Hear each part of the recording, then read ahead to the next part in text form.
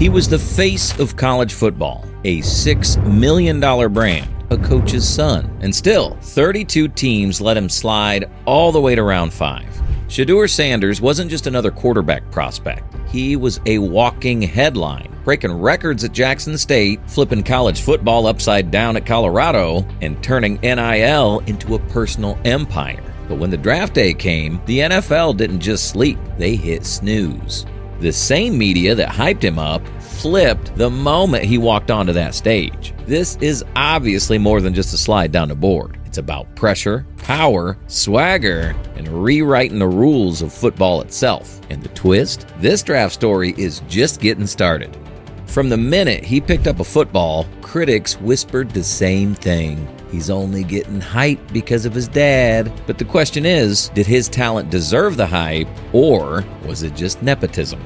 Sure, Shedeur Sanders is Deion's son, but being a Legends kid doesn't win you 43 touchdowns your senior year of high school, or over 70 touchdowns in your first 2 seasons at Jackson State. At JSU, he wasn't handed the spotlight. He earned it. Freshman of the Year, SWAC Offensive Player of the Year, Deacon Jones Trophy winner, back-to-back Celebration Bowl appearances, all while carrying the weight of a name that cast shadows longer than goalposts. What people seem to have missed about Shedeur is that he wasn't just surviving under pressure, he was thriving in it. And before the NFL even looked his way, he'd already built a resume most Power 5 QBs would kill for. This wasn't hype. This wasn't nepotism. This was history in the making.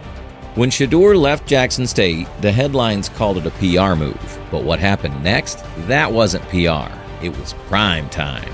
In his very first game at Colorado, he dropped 510 yards, 4 touchdowns, and 0 interceptions against a ranked TCU squad that played for a national title the year before. In one afternoon, Shedeur shattered the school's single-game passing record, flipped the college football world on its head. But it wasn't just about stats. Shedeur brought with him the swagger of the HBCU game, the intensity of a pro system, and the kind of media attention Colorado hadn't seen in decades. Overnight, he turned a struggling program into a must-watch show and made Colorado the epicenter of football conversation. This wasn't just a quarterback changing jerseys. It was a cultural reset. And with every throw, every touchdown, and every sideline flex, Shedeur proved that what he built at Jackson State wasn't a fluke. It was just the beginning. One of the most asked questions by Shedeur's critics is, if he was so good, why didn't he declare for the draft earlier? Well, the answer is simple. He didn't need to. While most quarterbacks would jump at a $4 million rookie deal, Shedeur already had that in NIL. Every top college player dreams of hearing their name on draft day. Not just because of the work they put in, but because of the big fat check.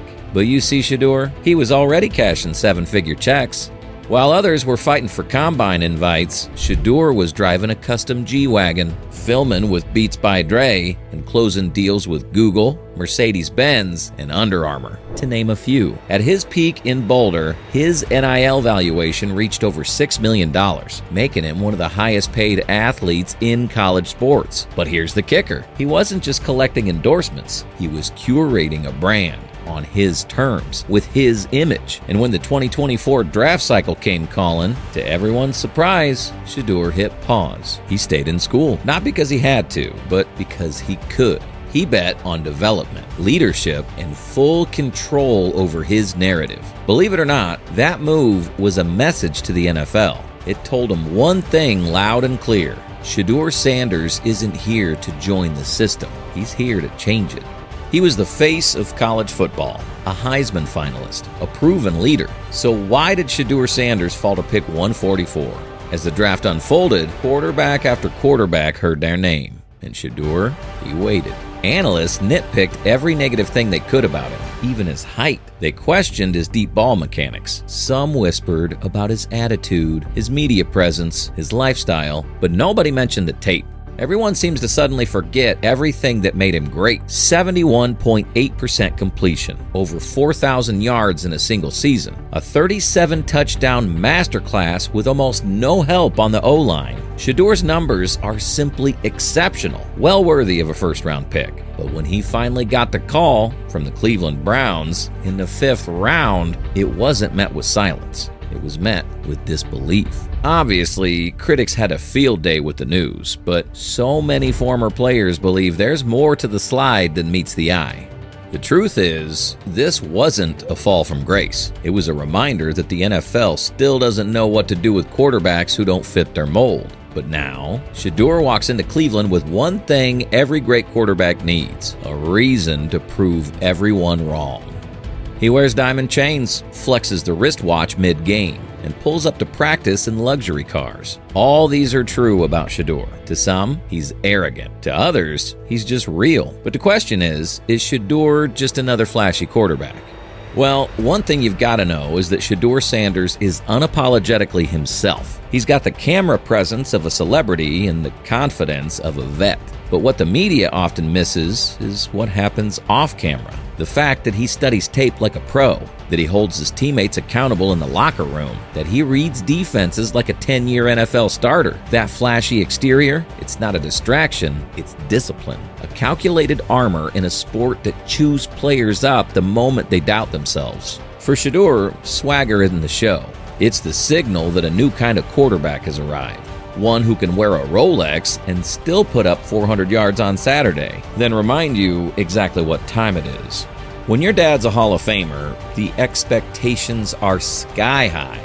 But Shedeur Sanders isn't trying to be the next Dion. He's trying to be the first Shedeur. From day one, he's had the Sanders name stitched into every jersey, every headline, every scouting report, but he's never once hidden behind it. Dion was flashy, no doubt, but you can't deny that Shedeur is focused. Dion locked down receivers. Shedeur picks apart coverages. 2 different lanes, same intensity, same hunger, same legacy mindset. And Shedeur, he's using that legacy not as a shield, but as a foundation to build something even bigger. A new standard for black quarterbacks. A blueprint for college athletes who don't want to wait for the NFL to define them. A moment for the next generation who now sees a quarterback that looks like them, talks like them, and wins like them. Sometimes you just have to feel for the boy. He gets grilled by critics at every slightest chance they get. But the fact is, he's not just carrying the Sanders name, he's evolving it. And this time, the playbook isn't just about football, it's about ownership. He was supposed to go top 5. He went round 5 instead. But Shedeur Sanders isn't behind schedule. He's right on time. For most players, draft day is the destination. For Shedeur, it was just another checkpoint. He walked into the league already battle-tested, media-trained, brand-built, and leadership proven. He made his own money, controlled his own spotlight, picked his moment. And now, he enters Cleveland not as a project, but as a problem. One the league has no blueprint for. This wasn't the draft story people expected. It wasn't neat. It wasn't clean, but that's what makes it unforgettable. Because this time, the NFL didn't discover a star. They underestimated one. And the story is just getting started.